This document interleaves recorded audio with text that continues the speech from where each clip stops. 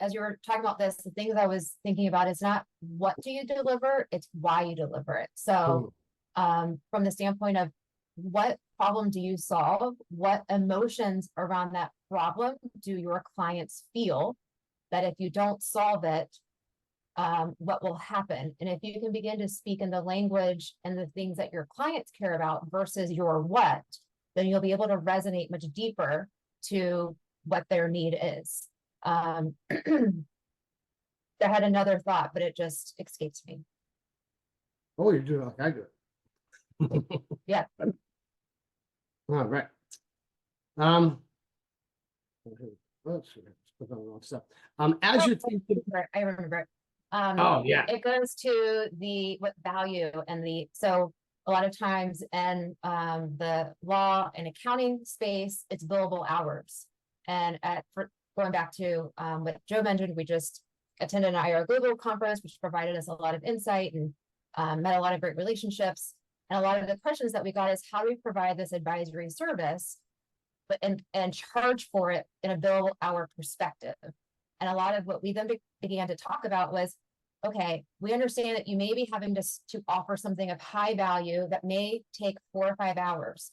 But if you don't bill that and you add it as a value add, what can you capture in the back end because you've created so much insight into what the client needs are, and you're able to then leverage all the tools and resources within the firm. And now you're in a power position that you can facilitate almost any need. And then taking that again, something that Joe and I were talking about yesterday is there's a talk about from our billing to fee-based planning, but how can you even take it one step further into thinking about value-based planning? So sometimes I think when we speak to different sort of professions based upon how they bill, they get caught up into the administration of it. So how am I going to bill for this? Think first again about the emotion that you're going to solve, or that is connected with the service that you provide or the solution.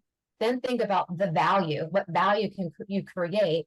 And then from there, after the fact, you're gonna the whole goal is to how to get paid. But if you build so much value in there, the revenue is going to come. And we can talk about that more one-on-one if you have questions on a call after this. But just some thoughts to think about. Yeah. When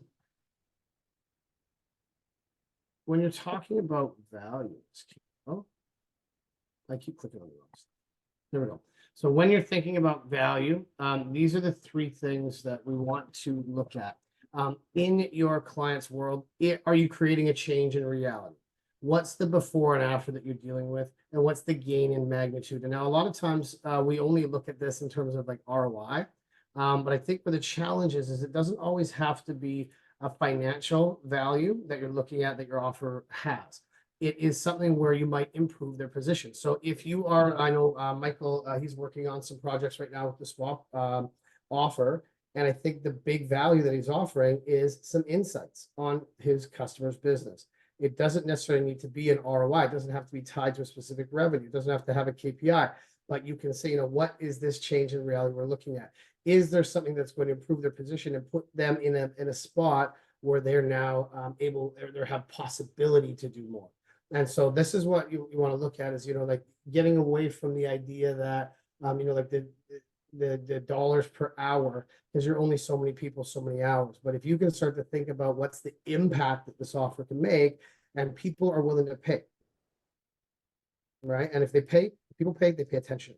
And so you can still sort of delineate and sort of decouple your billable practice from this more, coaching, consultative approach where you do that. And I do that with my clients as well. I know as a sales consultant, I'm going to spend a lot of time building things, projects, resources, and tools. And that typically would be a project-based fee. But if I can get on the phone with somebody and help them land a $10 million client, that's worth that time, and that impact is worth a lot more than my time building a document.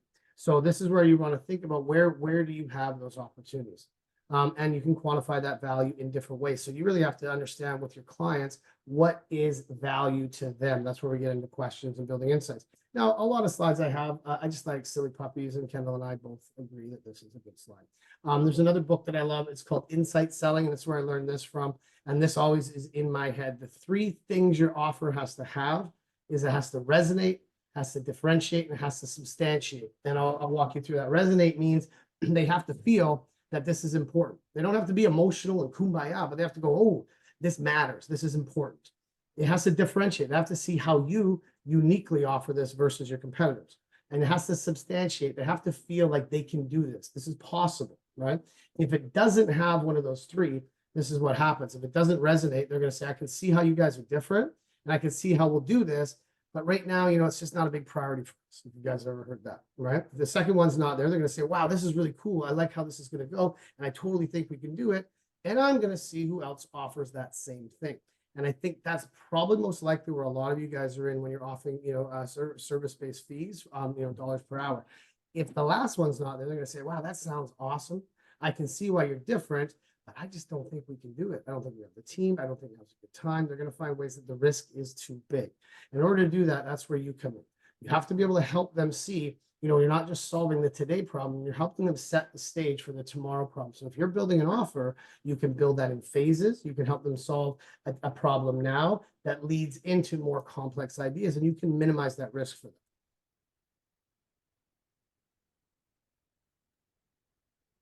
Ken, thoughts? Excellent. I don't know if I'm jumping ahead in the presentation. If I am, so That sorry. makes it fun if you do. That's right. That's right. So within this offer, there's the 3 steps or 3 things to think about. The other thing that you can think about is people want to be in a position that they can choose, not to feel like they only have one option. Mhm. And so to think about a pricing strategy where you could say, hey, we could provide this offer on an hourly basis, and we don't, it's potentially going to be this, or we could do this from a project based, which would be fee based. So providing them, you could provide them with pros and cons for both approaches. That way they're educated and then they can choose. And so there's more of a potential that they're going to say yes because you've given them the option to lean in. And you did jump ahead, which I love. So I'm so excited about my thought. I'm so excited. Remember. But no, that's good. We're going to talk about that when we get in the conceptual agreement stuff. But I want you guys to think about this. Think about your competition. This is especially important in what you do. It is, again, if you have an advertisement, if you have an offer, if you have a product, a service, of people on your team, if your name wasn't on that, could anybody say they do that? So how could you actually niche down further into your market?